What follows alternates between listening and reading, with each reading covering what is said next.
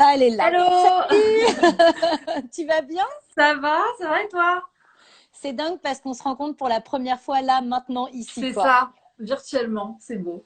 Alors que moi, j'ai regardé ta chaîne, ça faisait un moment que je te suivais, que je trouvais tes vidéos excellentes et je me suis dit, on va bien se croiser dans le YouTube game. Bah Et en ouais, fait, jamais, quoi. Jamais, c'est où es-tu? vrai. Pourtant, on n'habite pas très loin l'une de l'autre, il paraît. Bah ouais, c'est ça qui est fou. Mais c'est vrai que moi j'ai fait une pause de tous les événements et tout avec la naissance de Gaspard. J'ai un peu abandonné les événements pendant quelques temps, donc on a dû se croiser. C'est Mais ça. c'est l'occasion, voilà. Je suis ravie de te recevoir dans mon live et je suis ravie du sujet. Oui, moi aussi. Merci beaucoup d'avoir pensé à moi. Ah bah écoute, pour parler d'éducation, honnêtement, je ne pouvais pas avoir mieux que toi finalement, Oh, parce qu'on est un peu dans ce même état d'esprit de se dire que l'éducation, plus elle est dans l'empathie, plus le bébé est épanoui, plus on devient un adulte épanoui et moins il y a de conflits dans le monde finalement. c'est ça. La vie refait le C'est monde, tu sais. beau. C'est beau, il y aura moins de guerres si on est un peu plus dans la bienveillance. Alors j'ai eu mais des milliards de questions, tu vois. Donc je Ouais, sais c'est pas si on va intéressant. avoir assez d'une heure exactement. Ça les a beaucoup intéressés. Ils nous demandaient pourquoi on avait opté toutes les deux pour une éducation. Alors ils savent pas trop comment la décrire. Est-ce qu'on dit éducation empathique, bienveillante, positive, peu importe finalement. Mais Ouais. pourquoi est-ce que nous ça nous touche en tant que mère et qu'est-ce que c'était finalement? Ouais, bah, c'est vrai qu'on sait pas trop comment le nommer. Moi, enfin, le terme bienveillant, je trouve ça un peu c'est à double sens parce que bienveillant, ça veut dire vouloir le bien d'eux et je pense pas que des parents qui ont une éducation peut-être plus traditionnelle, tu vois, punition, cri, etc., sont dans la volonté de pas faire le bien pour leur enfant, mais c'est juste Bien que c'est sûr. très difficile parce que bah, c'est hyper ancré dans notre société et que enfin 90% des adultes aujourd'hui ont été élevés comme ça, donc faire autrement, c'est parfois compliqué. Mais pourquoi est-ce qu'on a choisi ça? Bah, moi, pour ma part, en fait, c'est vrai que j'ai eu une enfance très très heureuse, hein, avec certaines violences. Au niveau peut-être plus du côté de mon papa que de ma maman, mais voilà, j'ai quand même une famille où c'était assez dans la communication, on n'a jamais eu de sujet tabou, on a toujours pu parler de tout, mais il y avait quand même ce truc où j'avais un peu peur des réactions parfois de mon papa, tout ça, donc voilà, bon, j'ai grandi avec ça. Du coup, tu Euh, faisais des choses en cachette, non? Pour pas ouais, te faire ouais, gronder. ouais, ouais, Ouais, j'ai oui. eu ça aussi un petit peu. Surtout par rapport à la nourriture, parce que mon père a un truc avec la nourriture hyper ancré. Donc ouais, sur les trucs, moi, chez moi, il n'y avait pas de soda, il n'y avait pas de céréales, il n'y avait pas de. Alors, c'était mon père qui cuisinait. Tous les matins, j'avais mes tartines trempées dans du chocolat. Enfin, voilà, j'étais hyper. C'était vachement bien avec le recul. Mais sur le moment, bah, quand t'as toutes tes copines, c'est toujours pareil. Voilà, c'est l'interdit, entre guillemets, qui attire. Et bon, bref, j'ai grandi avec ça et comme diraient beaucoup, je n'en suis pas morte hein, parce que Quand on beaucoup te aiment me dit ne fais teaser. pas ça, tu le fais en fait. C'est ça que tu veux dire. L'interdit attire. Quand on dit surtout ne cours pas, tu vas Ouais, courir. Ouais, ouais, c'est c'est ça. ça. Ben, en fait, c'est juste que quand tu as vraiment quelque chose que tu veux et qu'on te donne pas de solution alternative, juste on te dit bah non, c'est pas possible, bah forcément, la nature humaine fait que tu as envie de quand même chercher voilà, à le faire et à assouvir ton besoin, entre guillemets, même si bon, bien sûr, enfin, c'était pour mon bien, entre guillemets, ça c'est un truc qui revient beaucoup aussi dans les phrases d'éducation, mais voilà, bon, bref, j'ai grandi dans cette atmosphère-là. Et à un moment donné, je me suis posé la question, et surtout avec Samuel, donc mon mari, quand j'étais enceinte, et même avant, on s'est posé la question de ce qu'on voulait et de ce qu'on ne Mm. voulait pas, parce qu'on a eu des éducations très très différentes. Samuel, il n'y a jamais eu de violence physique, mais ça a plus été de la violence verbale, donc beaucoup de cris. Ils étaient quatre garçons à la maison. Donc voilà, quatre frères, il y a eu voilà on va dire des moments un peu plus tendus, etc. Et du coup, bon, on s'est posé la question forcément, et il y a des choses qu'on s'est dit qu'on ne souhaitait pas reproduire. Mais c'est bien de se dire qu'on ne veut pas reproduire, mais parfois on se dit, ok, mais comment on fait en fait? Il n'y a pas de recette miracle, ça se trouve pas dans les livres, mais qu'est-ce qu'on veut, qu'est-ce qu'on veut pas? Et donc on s'est posé la question, et moi j'ai commencé à m'y intéresser. Très, très, très sérieusement en écoutant des conférences, en regardant des trucs sur les neurosciences. Et quand il y a eu le truc scientifique, il y a mon mari qui s'est dit, ah, Là, ça m'intéresse, qu'il est très C'est vraiment cartésien. bien. Mais c'est récent, ça fait une quinzaine d'années à peu près que les Ouais, psychiatres, qu'il y a les neurosciences, parce on était plus sur le cognitif et moins sur l'émotionnel. Et maintenant, on sait ce que ressent un bébé à chaque stade, à chaque âge. Et ça peut nous donner, nous, des billes maintenant. Donc, je déculpabilise tous les gens qui n'ont pas fait comme ça, parce qu'on ne savait pas. Maintenant, on sait et on peut du complètement. coup apprendre et faire en sorte de comprendre le cerveau d'un enfant. Ouais, complètement. Même si, bon, encore une fois, souvent on me dit, mais alors quelle est la solution? Souvent je reçois des messages, il n'y a pas de solution miracle, il n'y a pas de recette, il n'y a pas de méthode pour être un parent parfait. De toute façon, personne n'est parfait. Non. Et il faut vraiment sortir ça de sa tête parce que sinon on se met une pression qui peut être néfaste aussi parce que enfin pour moi en tout cas dans notre vision des choses, c'est important pour notre enfant qu'il sache qu'on est faillible aussi et que l'important c'est toujours réparer ce qui se passe quand on a des comportements voilà qui sont pas ce qu'on aimerait voilà pour eux donc Donc c'est pour un... parler des comportements, ce qui est bien, c'est que l'éducation, enfin maintenant qu'on a en fait des billes pour comprendre le cerveau d'un enfant, on sait que toute expérience émotionnelle transforme un enfant. Donc en fait, un enfant qui pleure, c'est parce qu'il a un besoin, mais c'est que comme son cerveau est encore immature puisqu'il est tout petit, il peut pas se raisonner. Il peut pas se dire bah non, je veux pas déranger mes parents. Donc ça n'est pas un caprice en fait. Faut comprendre Non, que ouais, la vieille rengaine que ma mère me disait ça, faut laisser pleurer son enfant. Et moi je voulais pas. Je me disais mais non, il a besoin d'être rassuré, il a besoin. Et en fait le fait de laisser pleurer un enfant, c'est très mauvais pour son cerveau parce que ça augmente le stress. ouais, complètement. Et Alors, le voilà, cortisol, ouais.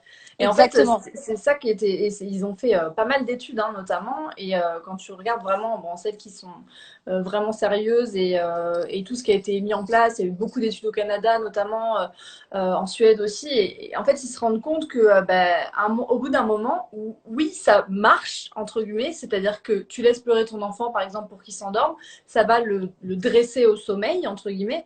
Mais il va à un moment donné plus appeler, non pas parce qu'il s'est dit ah ben c'est bon, j'ai compris, maintenant il faut que je sache m'endormir seul et en fait maintenant c'est en gros c'est le soir, je vais faire dodo et je vais foutre la paix à mes parents.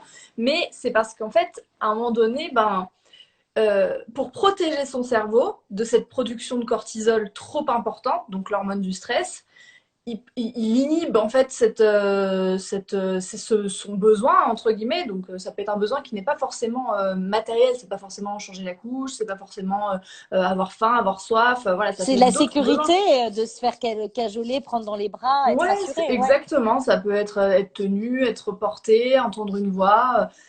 Et du coup, pour s'auto-protéger, en fait, le cerveau s'adapte de cette façon. Et voilà, et ça peut avoir des conséquences, maintenant, on le sait, plus tard. Après, il ne s'agit pas de faire culpabiliser. Non, Et voilà, c'est juste, aujourd'hui, on a ces connaissances-là. c'est Et ça. c'est une chance incroyable qu'on ait ces connaissances-là que nos parents, nos grands-parents n'avaient pas.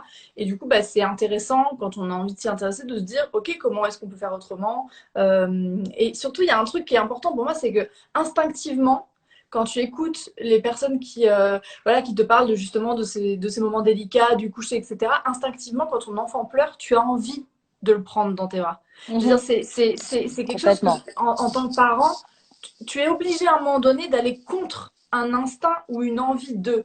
Donc, quand tu te poses la question, tu dis, est-ce que du coup, c'est normal? Est-ce que c'est normal d'aller contre cette envie profonde de se dire, tu vois, c'est terrible parce qu'en tant que parent, tu es toujours là à te dire, est-ce que je fais les bons choix? Mais mon pédiatre, il m'a dit que, mais la grande-tante m'a dit que, et tout. Et toi, tu vois, c'est terrible, hein, c'est pas facile, hein, franchement, ouais, ça, c'est pas Mais moi, facile. c'est ma pédiatre qui m'avait dit, vous savez, votre enfant ne fait pas de caprice. C'est qu'il peut pas encore. J'ai adoré ma pédiatre. Je l'aime d'amour. Il peut pas encore gérer ses émotions. Donc, par exemple, quand il mord son petit copain à la crèche, à un moment donné, il mordait. Ouais, Et votre enfant n'est pas méchant. Il a juste, il peut pas gérer. Il a un tsunami dans le cerveau. Et en fait, son cerveau est immature. Et si euh, vous essayez de lui parler, si vous essayez de lui faire comprendre, si vous essayez de se mettre à sa hauteur il va arrêter petit à petit, il va s'épanouir, le stress va partir et il sera plus, après, là, 5 6 ans, Oscar, c'est devenu l'enfant le plus calme de la planète. ouais, Mais non, mais vraiment. complètement. Complètement, c'est ça. Des fois, en fait, c'est compliqué parce que quand tu es face à des situations, je trouve que dans ce genre de situation, quand tu es au parc ou quand ton enfant se roule par terre dans un magasin, en fait, le plus difficile, Et aussi parce qu'on a été mal habitués, entre guillemets, c'est les autres. C'est-à-dire qu'il y a un tel manque d'empathie entre êtres humains, tu vois. C'est-à-dire que tu es tellement jugé, regardé, pointé du doigt, qu'en fait, ton cerveau, il est plus occupé à penser à ce que les autres sont en train de penser de toi que Mm. toi de te focaliser sur ton enfant. Ce qui est hyper difficile, hein. Je veux dire, quand moi, j'ai eu une période où Gaspard, il tirait les cheveux. Mais il tirait les cheveux à la gym, au parc, vraiment, dès qu'il y avait quelqu'un qui avait les cheveux longs, pourtant lui-même, il a tardé à avoir les cheveux plus courts, parce qu'on a attendu que voilà, il le souhaite, donc il avait quand même les cheveux assez longs, mais à chaque fois qu'il croisait un enfant avec les cheveux longs, il tirait les cheveux. Et c'est compliqué, parce qu'en tant que parent, t'es mal par rapport à l'autre enfant, et en même temps, t'es toujours dans ta volonté de pas lui hurler dessus, voilà, le punir, etc. Donc, ça a été des moments compliqués où on a répété, mais à un moment donné, tu sais, tu te dis, mais ça ne va jamais rentrer, en fait. Je m'y prends mal. Donc, on a essayé, voilà, de vraiment lui dire ce qu'il pouvait faire au lieu de ce qu'il ne pouvait pas faire. Ça, c'est un truc qu'on essaye au maximum depuis qu'il est né. C'est, ok, on peut pas taper. Non, il faut pas taper. Ou voilà. Mais qu'est-ce qu'il peut faire? Bah, avec tes mains, tu peux faire des caresses. Avec tes mains, tu peux toucher l'autre. Tu peux faire des chatouilles si l'autre est d'accord. Tu vois, orienter le truc vers ce que tu peux faire. Nous, à table, il y a eu une période où il prenait sa fourchette et il tapait sur la table comme ça. Il tapait très très fort. Et si tu lui répétais, et on l'a fait, hein, c'est pas agréable de taper sur la table, on peut pas, ça fait beaucoup de bruit, ou, enfin ouais, et ben tu sentais qu'en fait ça concentrait l'attention sur ça. Au même titre que si je te dis, ben ne pense pas à un zèbre, ne Bah, pense bien pas à un sûr. zèbre, ben non, C'est ne ça, pense je pas, vais tu penser. vois. Bah oui. Mais en fait, c'est ça. C'est ça concentre l'attention et je pense qu'ils comprennent pas la négation. Donc, c'est C'est très bien ça, ton idée d'alternative. Tu peux faire, voilà, des câlins, des caresses, avec tes mains, ouais. des petits jeux.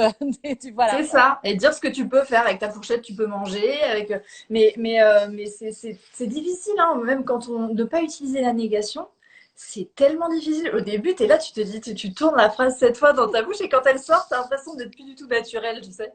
T'as l'impression d'avoir un petit discours tout Bah fait. oui, comme quand tu apprends les bonnes phrases de la communication positive, C'est ça, à exprimer exactement. tes besoins. C'est ça, Je me sens, c'est pas toi.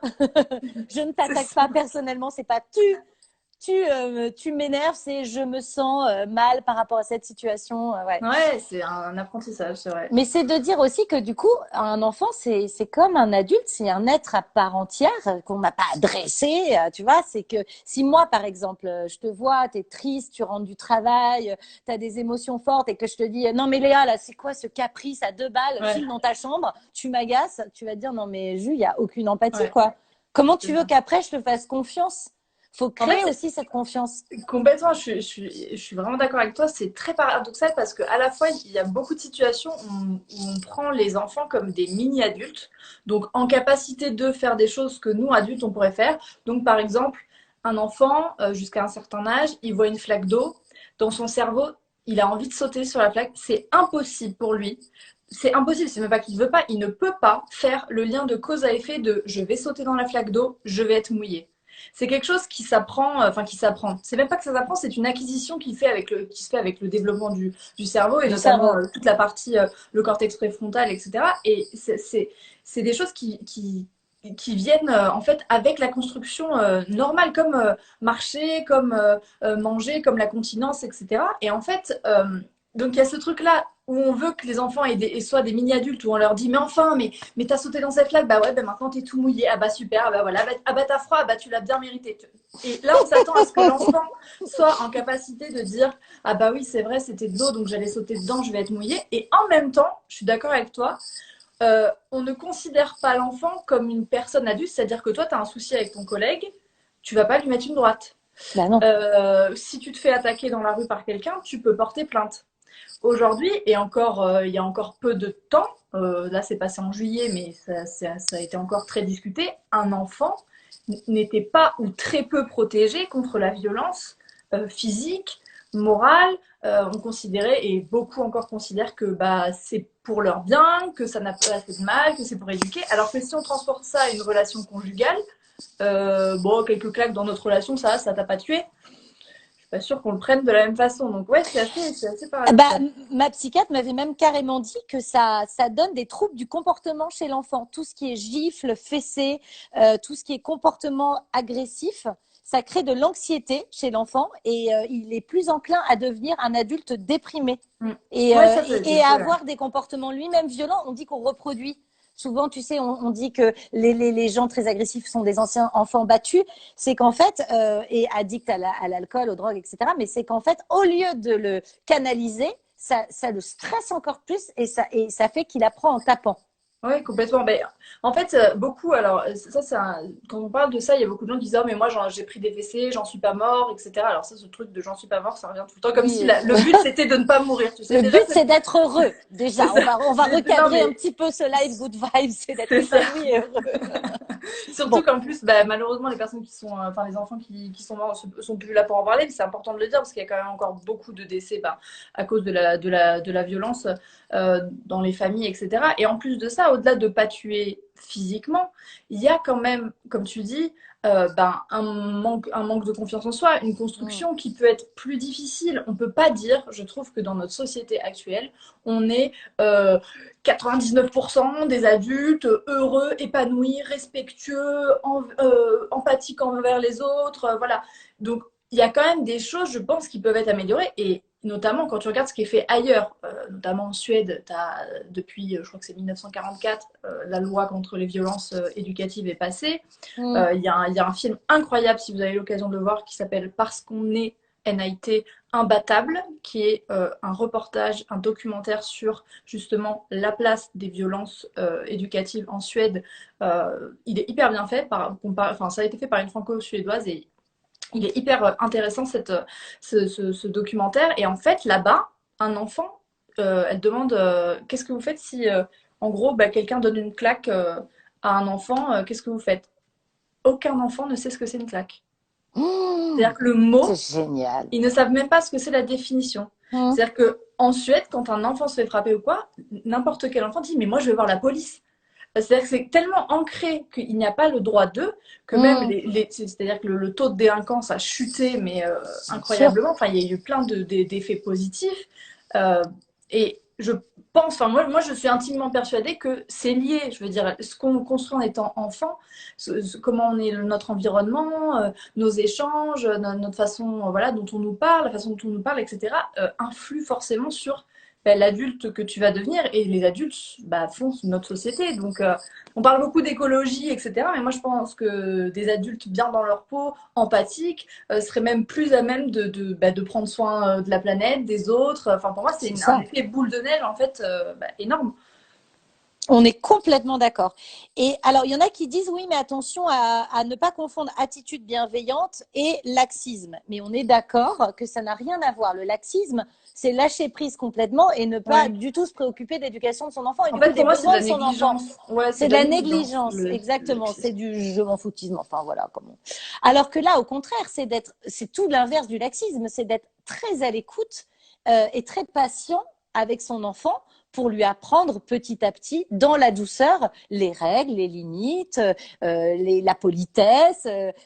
Voilà, il va pas du tout être inapte à la société. Bien au contraire, il va être autonome, bien dans ses baskets, singulier, je sais pas. Ouais, complètement. Mais en fait, je pense qu'il y a beaucoup de peur parmi les réactions les plus virulentes parce que bah, ça génère des réactions parfois très, très virulentes quand on parle d'éducation. Déjà, quand on dit nous on fait comme ça veut pas dire vous vous faites mal, ça veut juste dire que nous c'est notre façon de Bien faire et ça sûr. c'est important de le répéter, d'avoir une réflexion là-dessus dans la discussion, enfin, dans la discussion et dans la bienveillance entre adultes déjà. Mais surtout, oui, je suis d'accord. Pour moi, un enfant qui est respecté deviendra un adulte forcément respectueux dans le sens où pour moi, je vois pas à partir de quel moment tu peux dire ah bah c'est bon, tu as tel âge, donc maintenant tu mérites le respect de ta dignité, le respect de ton intégrité physique, morale. Euh, donc voilà, pour moi, c'est quelque chose qui est évident, mais je comprends qu'on puisse avoir cette peur parce qu'il y a eu beaucoup, à un moment donné, ce truc de enfant roi, attention, voilà, ils Oui, vont mais ça reprendre sous-entend leurs qu'ils font droits. des caprices, qu'ils sont des tyrans, alors que le Exactement, cerveau d'un enfant n'est pas fait pour faire des caprices. Donc ça exactement. lui attribue des choses manipulatoires qu'il n'a pas en lui. Ouais, oui, le truc très manipulation, très.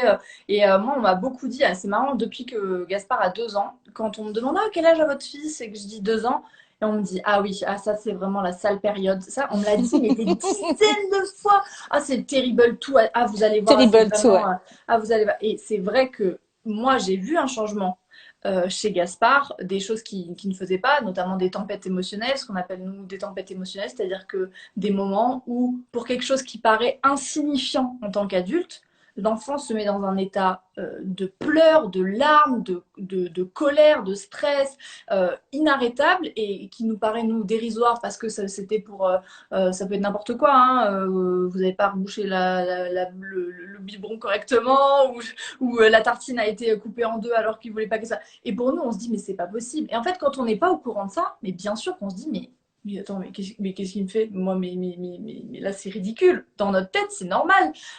En tant qu'adulte, quand on n'est pas au courant de tout ça, de se dire, mais ça n'a aucun sens. Je viens juste de lui couper sa tartine en deux. Qu'est-ce que ça change? Il peut la manger. Mais en fait, dans la tête d'un enfant, c'est la même chose que le biscuit qui est cassé ou un caillou qui tombe dans la bouche d'égout. Ou pour eux, ça prend des proportions. Et parce qu'encore une fois, comme je disais, ils sont incapables d'avoir cette gestion-là des Voilà. émotions, etc. Ça remplit leur cerveau et ils ont un besoin de l'évacuer en fait. Et à ce moment-là, si on inhibe le truc en hurlant, en menaçant, en C'est l'enfer. punissant, en isolant, en fait, l'enfant garde ça à l'intérieur déjà et en plus ne comprend pas en fait Et n'est pas fondamentalement. rassuré et n'aura pas plus tard des bases solides pour avoir une confiance en lui et être C'est ça. apaisé. Mais c'est très difficile. Enfin, moi, là, pour l'avoir expérimenté, en Bien plus, sûr. très souvent, bah, là, pour le coup, très souvent, en plus, comme là, je suis à la maison avec le confinement, etc., chose que je suis pas la semaine parce que je suis au bureau, euh, là, il y a vraiment cette chose, surtout au début du confinement, ils ne comprenaient pas trop la situation, etc. On a eu vraiment tous les jours comme ça une crise qui peut durer 10, 15, 20 minutes, 40 minutes même une fois. Et là, dans ces cas-là, on se sent vraiment on se sent mal parce qu'on ne sait pas quoi faire et en même temps on sait qu'il faut être là. Donc après ça dépend de chaque enfant. Nous je sais que Gaspard il a besoin qu'on soit là mais qu'on ne dise rien, qu'on ne le touche pas. Et on est là et il sait qu'on est là et au bout d'un moment il vient dans nos bras et voilà ça se calme. Mais c'est des situations qui peuvent être... on peut se sentir vraiment désemparé Bah oui. et, et je le comprends quoi. Moi, j'ai des petites techniques avec Oscar depuis le temps. C'est par exemple la technique des faux choix. Je sais pas si tu le fais. Il détestait se laver à une période et donc je disais bon alors Oscar, ce soir c'est toi qui choisis douche ou bain. Et tout d'un coup il avait le choix. Il me regardait, il me disait c'est moi qui décide. Bah oui, oui, c'est toi qui as le pouvoir de choisir entre. Tu es libre de choisir entre la douche ou le bain. Alors attends, le bain ou la douche. Ouais. Mais en fait, c'est un faux choix parce que moi, je voulais juste qu'il se lave. Mais j'avais trouvé ça super de voir avec lui que ça marchait.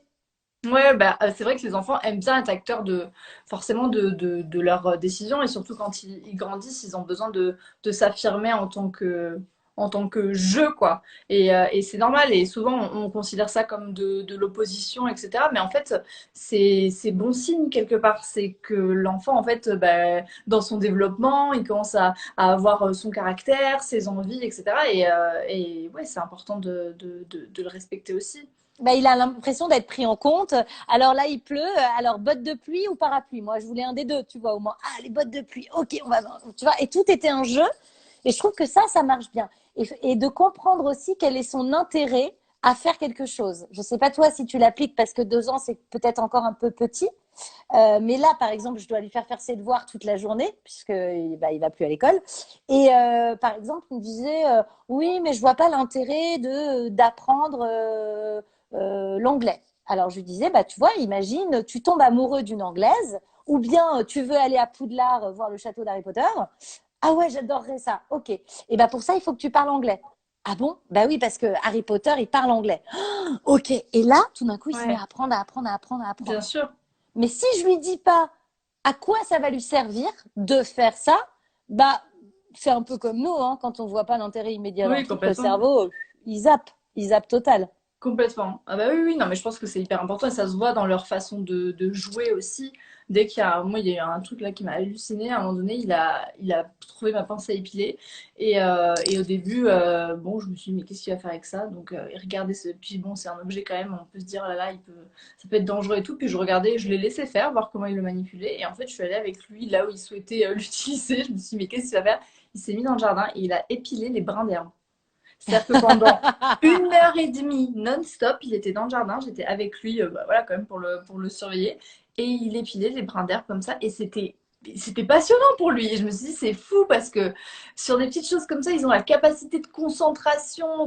Et c'est génial. Ça montre que voilà, avec envie et avec plaisir, de toute façon, on le sait, hein, l'apprentissage est encore plus grand. Donc moi, je ne suis pas encore confrontée aux Oui, oui. apprentissages formels, etc. Mais oui, ça se voit déjà des Bah, petits. là, j'imagine qu'il y a plein de parents qui se disent les journées sont longues, il faut voilà, leur donner goût Hein. Ouais, et envie. Et on sait très bien que c'est des profs qui ont été formidables, qui nous ont donné l'envie d'une matière. Hein. Ça passe par complètement. celui et par l'enseignant et de trouver les astuces, le jeu qui voit leur intérêt immédiat, voilà, qui s'amusent en apprenant. On parlera après, je pense, de l'école. Tu as été invité à l'Élysée. C'est ça, Ouais. tu m'avais dit, pour la commission d'experts des 1000 premiers jours de l'enfant. Parce qu'apparemment, on se dit, on dit que les 1000 premiers jours sont déterminants pour le futur de l'enfant. Qu'est-ce que tu as appris? Qu'est-ce qui t'a marqué qu'est-ce Alors, qui... bon, déjà, j'étais très, très heureuse voilà, d'être invitée parce que c'est vrai que c'était très intéressant. Donc, c'est une commission qui regroupe des professionnels de l'enfance, du monde médical et également de tout ce qui est psychologie, etc. Plus, bien sûr, des personnes politiques, donc ministère, secrétaire d'État chargé de l'enfance, etc. Et en fait, il y a une réflexion qui a été faite. C'est la première fois en France qu'il y a vraiment une réflexion politique derrière cette période de la vie qui est Alors souvent. attendez, juste après, on répond à toutes vos questions. Hein. Vous inquiétez pas, ne soyez pas. Voilà, on finit ça et tout de suite après, Oui, on répond à vos questions. et oui, oui, parce qu'en plus, je vois qu'il y en a plein, c'est bien. Oui. Mais oui, oui, en fait, c'était hyper intéressant parce que voilà, s'intéresser aux 1000 premiers jours, c'est aussi prendre en considération que l'enfant, il vient pas intéressant juste quand il rentre à l'école ou juste quand il est en âge 2, ou voilà. Mais qu'il y a quelque chose qui est extrêmement important, c'est aussi prendre soin de la mère, du couple, du foyer qui va devenir parent. Et c'était très intéressant parce que bon, alors moi c'était vraiment l'ouverture de la commission, donc j'ai pas, enfin il n'y a pas encore eu le retour de tout le travail qui a été fait, mais c'était vraiment des témoignages. On a parlé de plein de choses, de l'accompagnement, voilà aussi pour les jeunes parents, d'avoir des ressources, et surtout il y avait Isabelle Filiosa dans le comité qui est quand même une des figures du mouvement entre guillemets de la parentalité positive, qui a voilà énormément fait parler autour de tout ça. Et du coup, c'était très intéressant de voir qu'ils prenaient cet axe-là, de vraiment se baser sur le scientifique, sur les neurosciences, etc. Et ils avaient l'air plutôt ouverts. En fait, c'était dans la continuité de la loi qui était passée là en juillet sur les violences éducatives. Donc, c'est en cours, mais c'était très intéressant. Donc, il parle beaucoup là des papas et nous et les papas, ne vous inquiétez pas, on va en parler. Justement, là, je Oui, rebondis sur un point. Euh, c'est important en fait cette répartition des tâches. Donc toi, tu as ton mari, si on peut le dire, qui oui, a arrêté ses études de médecine pour devenir père au foyer. ouais. Super, trop bien parce que bon, vous savez très bien que les pères ont que 11 jours de congé paternité, donc c'est compliqué pour eux d'être présents autant que la maman. Et parfois, c'est une frustration aussi pour eux. Donc toi, c'est un super choix.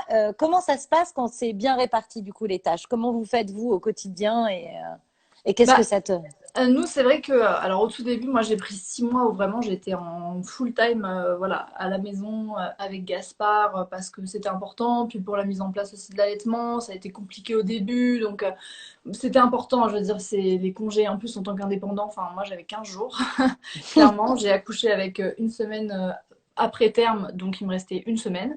Enfin, c'est scandaleux. Heureusement, j'ai eu la chance de pouvoir voilà, prendre ce temps-là, mais clairement, j'aurais été infirmière libérale ou peu importe, c'est terrible, quoi. Je veux dire, de demander à une maman de reprendre le travail avec un enfant si petit, c'est voilà. Bon, ça, c'est un des trucs dont il statue sur la commission des 1000 premiers jours, et ça, je pense que c'est très important. Donc, nous, on a eu cette chance-là de pouvoir voilà, aménager notre temps. Et maintenant, aujourd'hui, donc au début, c'était Samuel qui s'occupait de toute l'intendance de la maison, du côté voilà, repas, ménage, etc. Et moi, j'étais vraiment focus sur nourrir mon enfant, L'allaitement, bah déjà, oui, bien parce que sûr. l'allaitement, ça prend beaucoup de temps. Et puis C'est aussi, fatigant. après, moi, je m'occupais de changer les couches, de me lever la nuit. Voilà, on était un peu répartis comme ça au début. Puis après, quand Samuel a arrêté ses études de médecine, que moi, j'ai repris le travail, du coup, à l'extérieur. Maintenant, c'est lui qui s'occupe de l'intendance de la maison et de Gaspard. C'est vrai que là, on est vraiment sur un partage des tâches, plus à 80% pour lui et 20% pour moi, parce que je ne suis pas à la maison et que Samuel est quelqu'un qui adore faire la cuisine, ne supporte Mmh. pas que je range les courses. Voilà, il y a vraiment ces petits trucs et ouais, moi je m'en plains pas du tout, hein. Mais du coup, c'est notre façon, voilà, de répartir les tâches. Mais en tout cas, il a toujours été impliqué et c'était évident pour nous que bah, voilà, qu'il soit impliqué et hors de question qu'on dise non, tu vas pas changer les couches quand même, t'es un homme. Oh ouais, nous aussi, c'était du 50. Alors moi, c'était très simple, c'est je faisais les journées et il faisait les nuits. Voilà, Ah parce ouais, que non mais c'est voilà, très je bien. n'ai malheureusement pas réussi à allaiter. J'ai essayé, mais ça n'a pas marché. Du coup, il s'est dit, bah, je vais faire les nuits parce que moi, je m'endors très facilement. Donc, ça le dérangeait absolument pas de se lever, ce qui fait que moi, j'étais très reposée et que je faisais toute la journée de manière Ouais, épanouie, joyeuse. Et lui se reposait un peu pendant la journée. Et je trouve ça formidable. Après, chacun trouve son équilibre.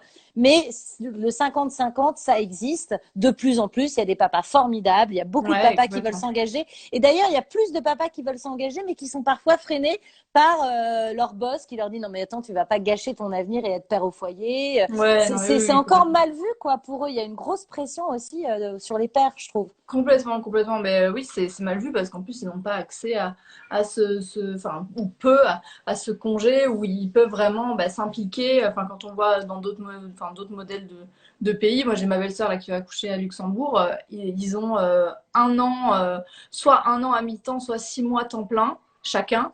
Donc elle est en 6 mois temps plein et après lui il prend un an à mi-temps, mais c'est incroyable. Enfin, je veux dire, ça paraît incroyable pour nous, mais c'est génial parce que bah, c'est comme ça que aussi tu deviens parent si tu passes pas du temps avec ton enfant et que tu peux pas vraiment construire au niveau du couple, etc. On sait comme c'est bouleversant pour un couple l'arrivée d'un enfant, etc. Ouais. Et c'est difficile. Enfin, je veux dire, c'est donc ouais, c'est important de bien réfléchir à tout ça, je pense en amont, ouais. Alors, il y a des gens qui disent, et je relève ça parce qu'on en avait parlé toutes les deux, la liste des cadeaux à faire à une femme qui vient d'accoucher, c'est pas forcément un doudou parce qu'elle va en Non, avoir 40, mais par exemple, lui proposer bah, de l'aide ménagère, de lui faire un bon plat, la cuisine, de venir lui passer un coup de balai, ça peut être complètement. sympa aussi, quoi, franchement. Complètement, bah oui, oui, oui, le côté aide humaine, ça peut être quelqu'un qui vient vous aider pour faire vos courses, faire un repas, juste venir aider à plier une corbeille de linge. Mais c'est bête, mais c'est tellement des choses ben, qui manquent en fait le temps quand on est jeune parent.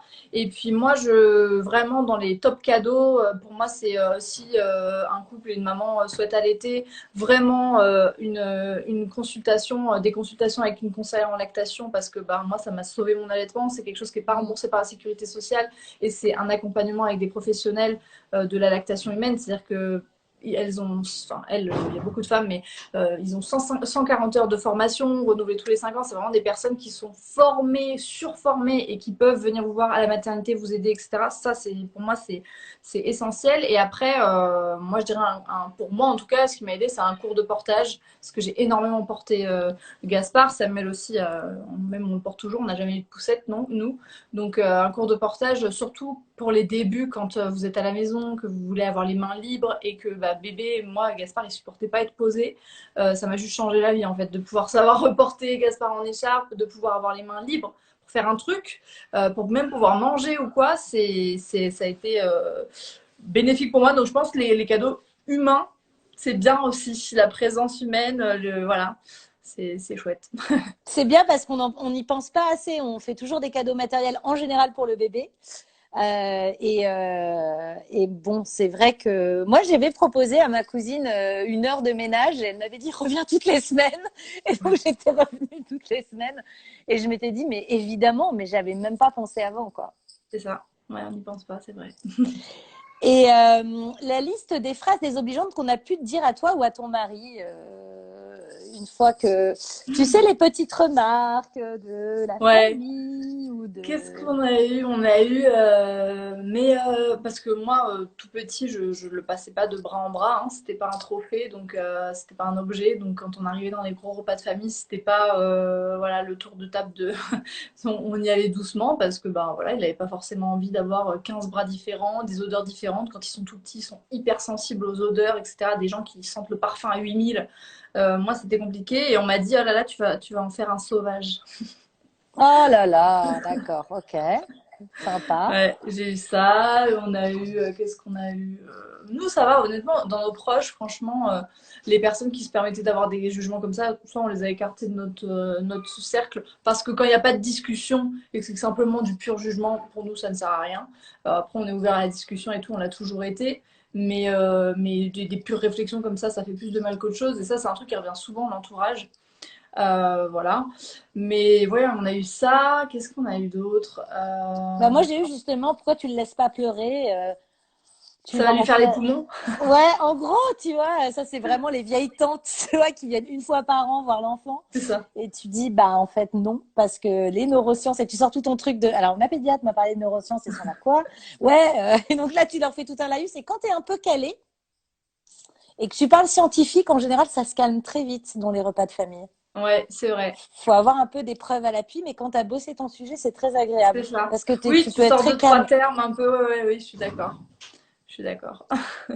Voilà, puis ouais, maintenant on a tout ça. Mais ouais, les phrases désobligeantes, bah moi j'avais ouais, mon mec qui restait 2 mois à la maison aussi pour s'occuper du petit. On lui disait, mais faut pas non plus gâcher ta carrière. Ouais. Moi j'étais là aussi, hein, mais moi il n'y avait pas de problème. Ou quand je sortais, on me disait, mais il est où l'enfant? J'étais là, mais vous savez qu'il a un père. Donc quand je sors, Ah, mais mais je l'ai genre, laissé. ouais voilà. Mais à Paul, jamais on lui disait ça. Jamais, Non, jamais, mais jamais, oui. jamais. Bah, tu sais, moi, depuis que Samuel a pris la décision d'être papa au foyer, soit les gens sont un peu choqués, soit c'est genre, oh, c'est extraordinaire. Mais vraiment, c'est un truc, c'est waouh! Alors qu'il Waouh, est quel dans homme. une association avec plein de parents au foyer. Alors, c'est le seul papa. Mais du coup, il a plein de copines maman au foyer. Et genre, elle, c'est tout à fait normal. Mais lui, waouh! C'est waouh, saut 2020, limite, c'est trendy, quoi. Tu vois, c'est fou, quoi, de croire que. Bah non, en fait, ça devrait être une normalité. C'est comme quand on te dit, ah, t'as de la chance, il t'aide.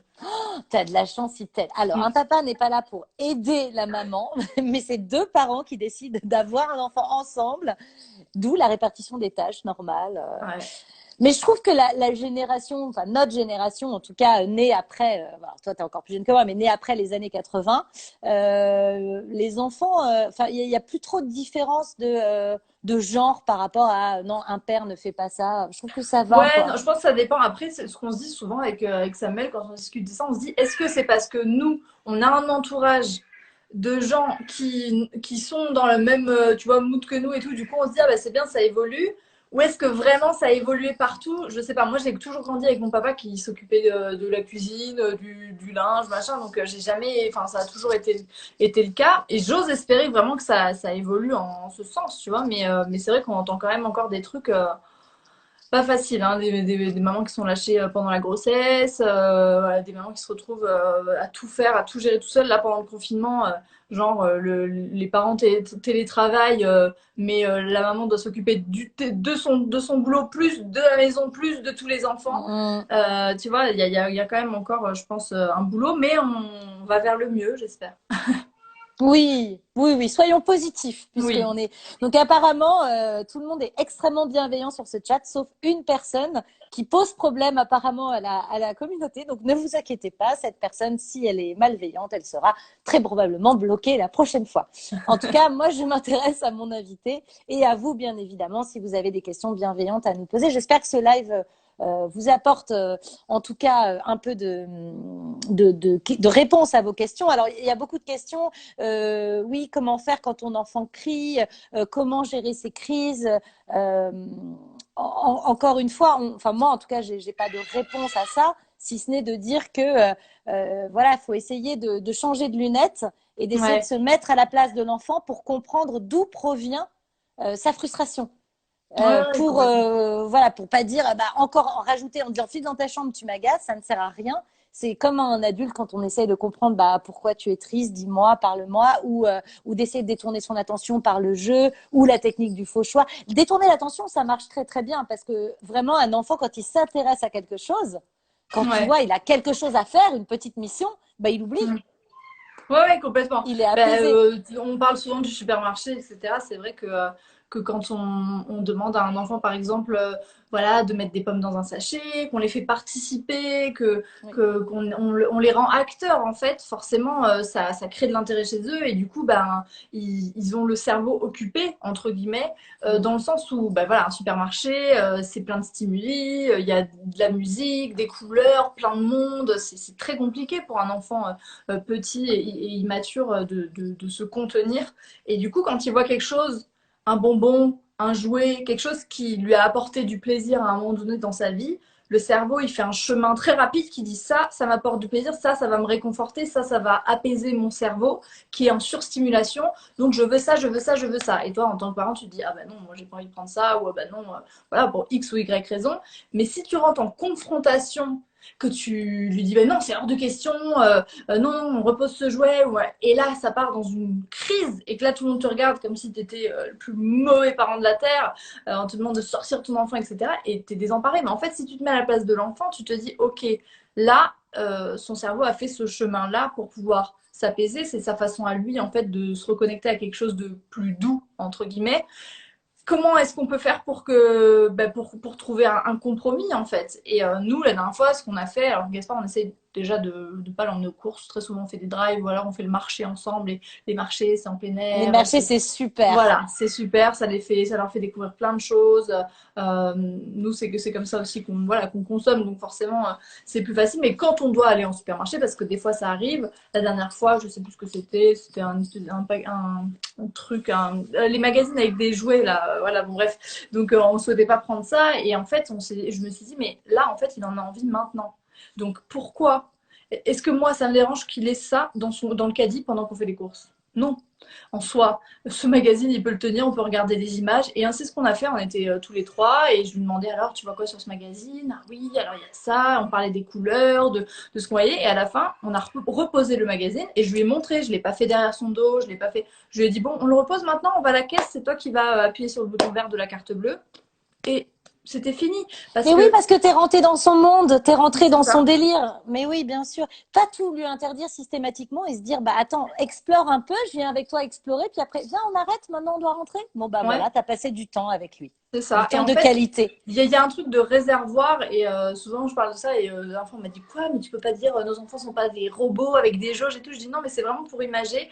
Moi je l'ai remarqué et à 90%, enfin 4, on va dire 9 fois sur 10 ça marche. Enfin ça marche. J'aime pas trop ce terme mais en tout cas c'est quelque chose qui chez nous fonctionne bien. C'est que quand on passe du temps de qualité, vraiment de C'est ça. qualité, c'est-à-dire un moment de jeu, un moment d'intérêt, pas à moitié sur le téléphone, pas à moitié en train d'appeler une copine, etc. Un vrai temps de qualité avec son enfant, le temps qu'il va pouvoir passer en autonomie après, est allongé. Parce qu'en fait, il y a des moments où ils ont besoin de se ressourcer. Isabelle Filosa, elle utilise souvent ce terme de porte-avions, où en fait, ben, nous, on est un peu son essence, quoi, ce qui fait marcher son moteur. Et pour qu'il puisse voler de ses propres ailes, en fait, à un moment donné, il a besoin aussi de se ressourcer.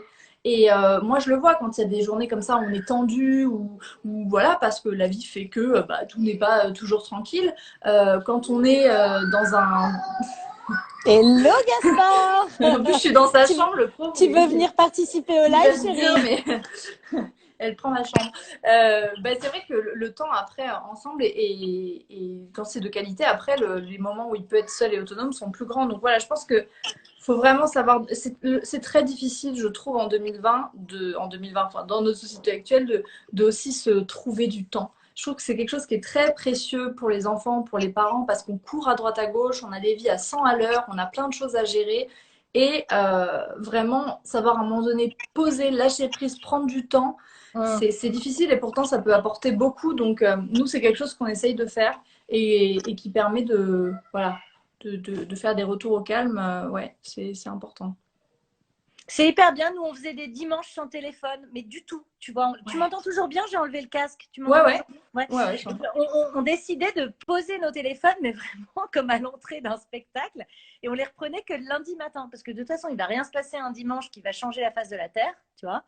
C'est ça. Et d'avoir toute une journée avec son enfant sans même aller sur Insta, sur machin, ça fait un bien fou en fait. Et c'est des Complètement. vrais moments Les repas consacrés. aussi, nous on a instauré ça parce que les repas, t'es sur ton téléphone, tu regardes un truc et tout, et à un moment donné on s'est dit mais non, non, pas. Il faut que ce soit des moments où on est ensemble. Voilà, l'alimentation, c'est suffisamment important. Et je sais que le repas, c'est aussi des moments qui sont source de beaucoup de conflits chez beaucoup de... Alors oui, il y a exactement. Alors c'est super. Il y a quelqu'un qui dit oui, moi quand j'étais petite, on m'a forcé à manger, c'était l'angoisse quand j'avais pas faim. Alors j'entends parce que moi je me suis toujours dit qu'un enfant, de toute façon, il n'avait pas envie de se laisser mourir Non. et qu'il mangeait s'il avait faim. Pareil, il va mettre un pull s'il a froid. Enfin, c'est-à-dire qu'il est au courant de ce qu'il ressent. Donc, ça ne sert à rien, je pense, de le forcer à manger absolument. Complètement. Ça veut juste dire qu'il n'a pas faim comme un adulte, finalement, quand tu as Complètement. pas faim. Nous ça a été un truc. Alors, moi, j'ai jamais été forcée à manger, Samuel, si. Mais ça a été un truc. Et tu vois, aujourd'hui, il reconnaît qu'il a des problèmes, enfin des problèmes, des compulsions alimentaires parfois. Et que c'est difficile de reconnaître pour lui la faim, etc. Parce que, ben, ouais, il me dit, des fois, je passais 4 heures devant mon assiette alors que je voulais pas manger. Et nous, ça a toujours été, ouais, c'est l'enfer, ça a toujours été un truc hyper important. C'est que on ne l'a jamais forcé ni à manger, ni même à goûter. Ça a été une discussion, est-ce qu'on force à goûter, etc. Puis je me suis dit, mais en fait, moi, dans un resto, s'il y a mon voisin de droite qui est persuadé que ce plat il est hyper bon, qu'il faut que je le goûte et qui est vraiment. Et moi, j'ai pas envie de le goûter, ben non, j'ai pas envie de goûter. Donc, bon, on a toujours fait comme ça, même par rapport au dessert, etc. Nous, on a toujours tout mis à table, c'est-à-dire que Gaspard, quand on lui fait des assiettes, et même des petits, il avait son dessert à table, donc ça pouvait être une compote, ça pouvait être n'importe quoi, un morceau de fromage.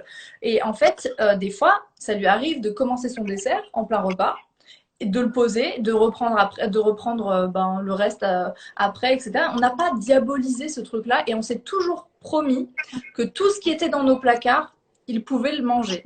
Bien sûr, pas le café, l'alcool, hein, d'accord, mais quand même.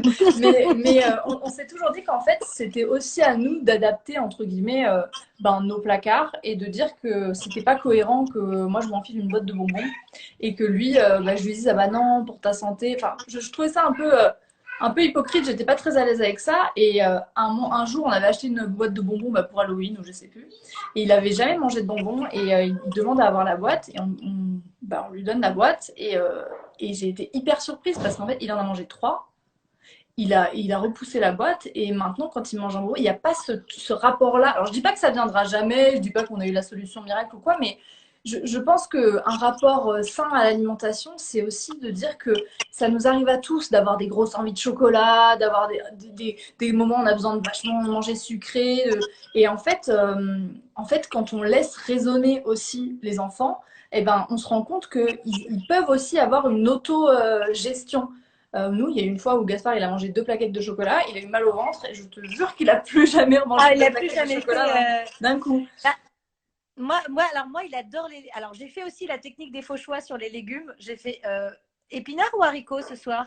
Oh, j'ai le choix. Épinards.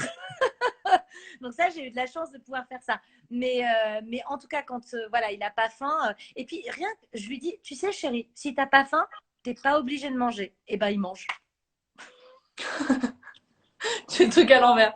Ouais, nous, non, ouais, nous, il y a des fois où il a vraiment pas faim du tout et dans ces cas-là, ouais, il mange mieux au repas d'après. Enfin, ça n'a jamais été un truc où on s'est vraiment posé la question. Je pense que. En tout cas, voilà, que ça ne devienne pas un traumatisme. Il y a déjà voilà, suffisamment d'obligations comme ça. Ouais. Il nous reste 10 minutes. Je voulais savoir ce que tu pensais. Alors moi, je vais te raconter un truc sur l'école. J'ai adoré l'école. Bizarrement, moi, j'ai adoré l'école. J'ai jamais eu de soucis à l'école. J'étais un peu team Hermione. Sauf que je suis allée après en Angleterre. Alors, d'abord au Québec et ensuite en Angleterre. Et c'est pas que j'ai adoré, c'est que j'ai surkiffé. Et j'ai vu une grande différence entre l'école française, qui te dit quand même que tu n'as pas le droit à l'erreur, qui est dans les notes, qui est dans la compétition, qui est dans le jugement, qui est assez rude. Et l'école participative anglo-saxonne, parce que le Québec, c'est un peu à l'américaine, où le prof, il s'assied au même niveau que toi, il n'est pas sur une estrade, et il te parle, genre il se met sur une chaise, et il te demande ton avis sur les sujets. Et il te dit, vous pouvez en parler, vous pouvez faire un travail de groupe, vous pouvez faire un exposé, vous pouvez... Et en fait, c'est là où je me suis dit qu'il y avait aussi des choses à faire au niveau de l'école, parce que je pense que la confiance de l'enfant va aussi passer par là. Il n'y a pas que les parents. Pour moi, il y a l'école et les parents. Et si à l'école, ils sont aussi sous pression, ça peut aussi leur faire perdre leur confiance en eux. Ouais, l'école, c'est un vaste sujet. Je pense que il y a beaucoup de choses voilà, à faire, défaire, à s'inspirer aussi d'autres modèles. Je pense qu'on ne valorise pas aussi assez nos enseignants, les professeurs. Quand tu Qui sont vois notamment formidables. les salaires, etc., je suis désolée, mais je veux dire, c'est quand même eux, là, enfin, pour moi, une des bases de la nation quand même. Enfin, c'est des personnes qui sont en contact avec les futurs adultes de cette société. Pendant des années. Et franchement, en termes de moyens, voilà, on n'est pas là pour parler politique, mais je trouve qu'il y a tout un travail à faire là-dessus, notamment même sur la formation, sur le côté attractif du métier. Moi, j'ai beaucoup de mes amis qui sont enseignantes et bon, plus en lycée. Et c'est difficile parce que même quand tu as la vocation, etc., et que tu as envie de faire autrement, c'est très compliqué. Je veux dire, on l'a vu notamment avec Céline Alvarez, tout ce qu'elle a fait en maternelle, etc., les expérimentations qu'elle a fait, comment elle a été reçue et tout. C'est très compliqué, je trouve, de changer le système. Et c'est dommage qu'il n'y ait pas Enfin, pour moi, c'est un énorme.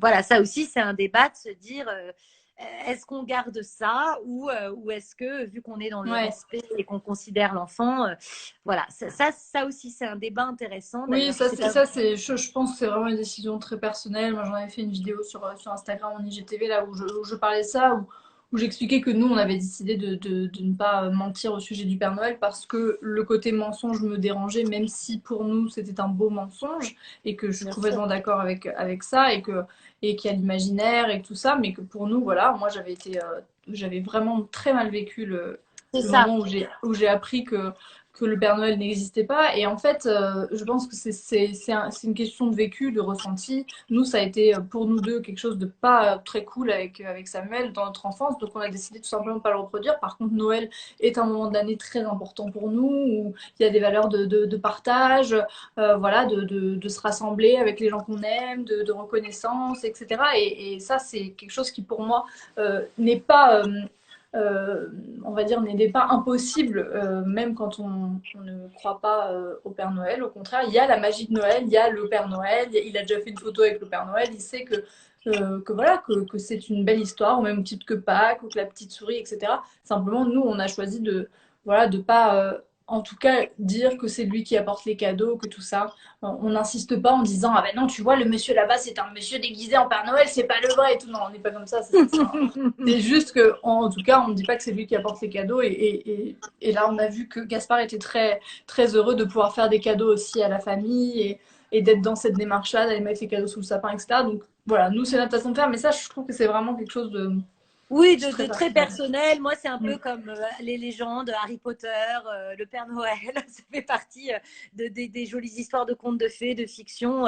Mais il se rend bien compte finalement que ça n'existe pas et ça n'a pas été un drame du tout. Donc, alors, Ouais. il y a une question avant d'arrêter qui revient. Faut-il bannir le nom? Faut-il Ah oui, bannir le nom? j'ai vu que ça revient souvent. Alors, est-ce qu'on Faut-il peut bannir? Mais terminer là-dessus? faut-il? Déjà, qui sommes-nous pour dire ce qu'il faut et ce qu'il faut pas? Je ne sais pas. Exactement. Mais nous, Encore une en tout fois. cas, moi, ce que j'ai fait comme nous, ce qu'on a fait comme choix, c'est que c'est vrai que le nom, on le bannit pas dans le sens où c'est un mot, oh là là, interdit. C'est juste que nous, on n'a pas dit non parce que le nom n'avait pas trop de sens pour nous et qu'en fait, par exemple, ton enfant va mettre la doigt dans la prise et tu lui dis non, non quoi? Non, non, non, non, qu'est-ce qui se passe? Le non n'avait pas trop de sens. Donc nous, quand il y avait un danger imminent, c'était le stop. Le stop, parce que ça veut dire que tu arrêtes l'action que tu es en train de faire, et pour nous, c'était plus cohérent. Et après, c'était on explique, etc. Et d'ailleurs, Gaspard, bon, tout le monde dit il y a la période du non. Nous, il n'a jamais eu la période du non, peut-être qu'il ne Moi l'a pas non plus. beaucoup entendu, mais il avait la période du pas. Je veux pas, je veux pas. Ben, dans ces cas-là, ok, tu veux pas, on fait autrement, etc. Donc voilà, c'est pas une question de bannir ce mot parce ça va détraquer l'enfant. C'est juste que pour nous, il n'avait pas assez de sens pour ce qu'on voulait exprimer au moment où ben, il allait faire quelque chose et qu'on allait réagir. Donc le stop, c'était beaucoup plus évoquant, enfin évocateur pour nous de ce qu'on voulait, voilà, ce qu'on voulait dire à ce moment-là, quoi. Et ce qui est chouette, c'est qu'après vient la période du pourquoi. Et que là, c'est un grand bonheur de pouvoir expliquer le pourquoi des choses. Alors, parfois, il te colle. Pourquoi Alors, parce que je ne sais pas. Là, tu me colles vraiment Ouais. beaucoup, beaucoup. En ce moment, c'est l'orthographe. Pourquoi il était une fois, ça prend un S, maman? Parce qu'il y a une seule fois. Oui. Alors, Ah ouais. pourquoi le fois, ça prend un E alors que c'est masculin? Oui, en fait, la langue française n'a aucun sens, mon chéri. Oui, ça c'est clair. Donc pour résumer tout ça, voilà, nous on a opté pour voilà une éducation qui prend en compte les besoins de l'enfant, voilà, parce qu'on se dit que plus on développe de l'empathie tôt, plus on sera un adulte empathique et plus on aura les armes pour être apaisé et épanoui plus tard.